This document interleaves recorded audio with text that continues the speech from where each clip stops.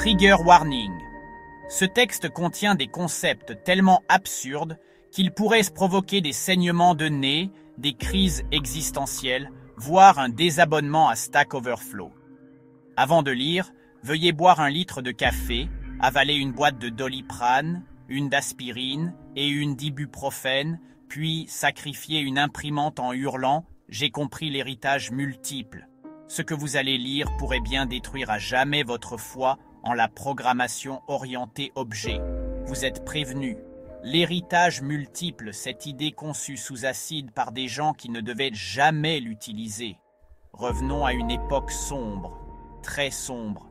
Une époque où les développeurs pensaient que la complexité, c'était chic.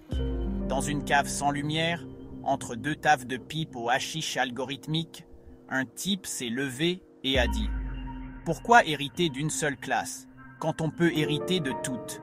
Et bim, l'héritage multiple était né.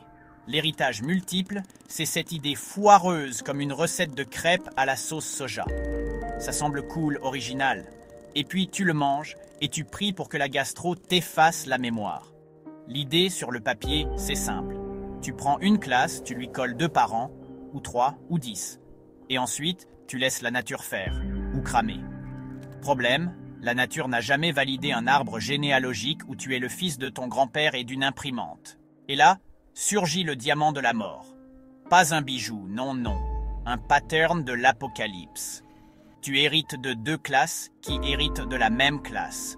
Et là, soudain, tu appelles une méthode. Et personne ne sait laquelle est appelée. Même pas le compilateur. Même pas Dieu. Et ton programme ? Il compile. Mais il tourne comme un vieux déambulateur sur une piste de Formule 1. Mais c'est utile pour factoriser du code. Oui. Et les trous noirs aussi. C'est utile pour la physique quantique. Mais t'en construis pas un dans ton jardin pour t'amuser à jeter les ordures dedans. Qui a pondu ça? Des universitaires, des chercheurs, des théoriciens du code pur.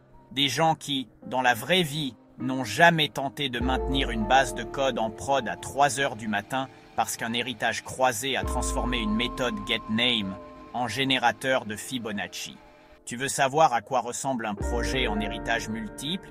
Imagine un plat de spaghettis, mais chaque nouille est un langage, chaque sauce est un bug, et quelqu'un vient de balancer un chat en feu au milieu.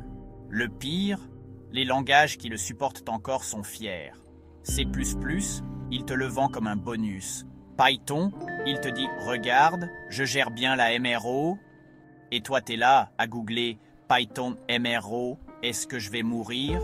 Conclusion, l'héritage multiple, c'est l'équivalent logiciel de faire un enfant à 2 pères, 3 mères et un oncle qui a lui-même hérité de sa nièce.